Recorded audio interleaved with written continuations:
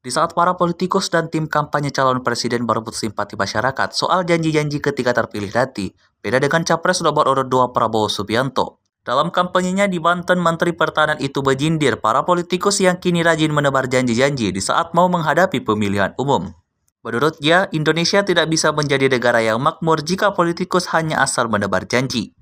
Apalagi janji yang diutarakannya hanya untuk kepentingan sesaat ketika pemilu saja. Kedatangan Prabowo ke Banten merupakan kampanye perdana dan bukannya menebar janji kandidat capres yang sudah 2 kali kalah di Pilpres ini malah menyindir.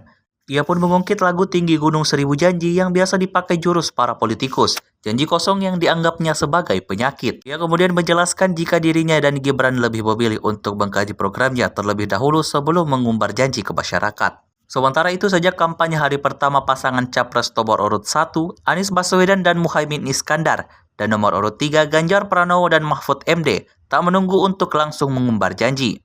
Mulai dari Anies yang berjanji akan mencabut saham pemerintah provinsi di perusahaan bir, juga Ganjar yang berbicara soal kedamaian Papua jika terpilih.